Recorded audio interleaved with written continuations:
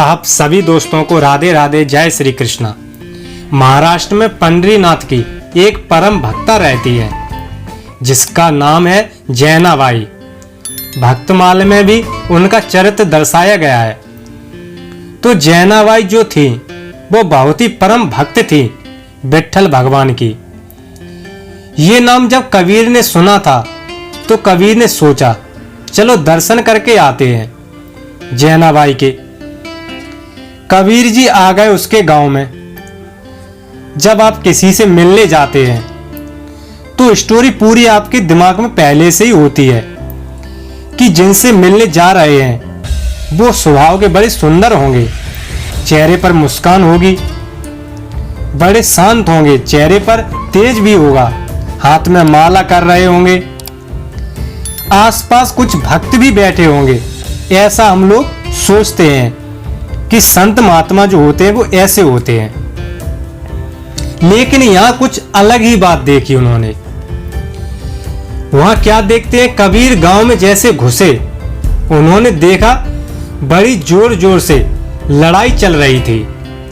सभी महिलाएं एकत्रित होकर कुछ महिलाएं झगड़ा कर रही थी, लेकिन एक महिला की उसमें सबसे ऊंची आवाज है। तो कबीर ने किसी से पूछा कि भैया ये लड़ाई क्यों हो रही है और ये जो मैया लड़ रही है ये कौन है।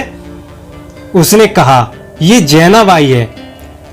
कबीर जी तो एकदम चौंक ही गए थे, जैनाबाई है। लेकिन हमने इसके बारे में इतना सुना कि ये तो बहुत ही बड़ी भक्ता है, पर ये तो यहां लड़ाई लड़ रही है इतनी ऊंची ऊंची आवाज में।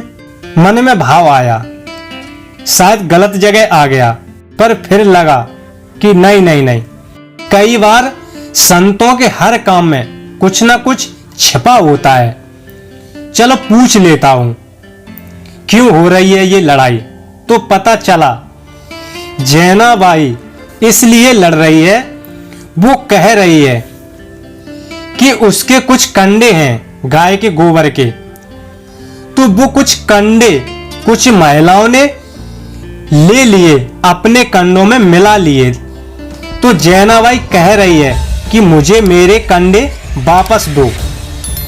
जिस महिला पर इल्जाम लगा रही है वो महिला दे भी रही है कि ले अपने कंडे जितना चाहिए उतने, पर वो जैनाबाई कह रही है नहीं, मुझे मेरे वाले ही चाहिए, मैं अपने वाले ही लूंगी।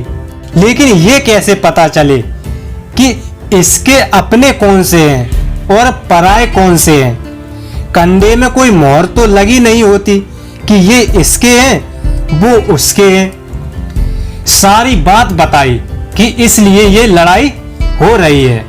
तो कबीर जैनाबाई के पास गए और पूछा तू क्यों लड़ रही है। जैनाबाई ने बताया मुझे मेरे कंडे चाहिए। कबीर ने कहा कि तेरे कन्नों की क्या पहचान है।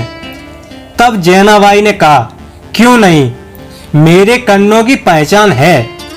कबीर ने कहा क्या पहचान है। जैनाबाई ने कहा कि कंडे उठाओ और अपने कान से लगाओ। जिस कंडे से आपको विट्ठल विट्ठल विट्ठल सुनाई दे समझ जाना वो मेरे ही कंडे हैं। अब तो हद ही हो गई। ऐसा भी होता है कहीं निर्जीव ऐसी वस्तुओं से भगवान की ध्वनि भला सुनाई दे सकती है, पर भक्त है कुछ भी हो सकता है। लेकिन इतिहास गवाह है, भक्तमाल में लिखते हैं कि जब कन्नों को कान से लगाया गया तो जैनाबाई के कन्नों से सचमुच विट्ठल विट्ठल की आवाज सबने सुनी। मित्रों, तो कहने का मतलब यही है, जो परम भक्त होता है, जो सच्चा भक्त होता है, उसके तो रोम रोम से भगवान नाम की ध्वनि आती ही है। आपको ये छोटा सा वीडियो पसंद आया हो तो वीडियो को लाइक और चैनल को सब्सक्राइब जरूर करें। धन्यवाद।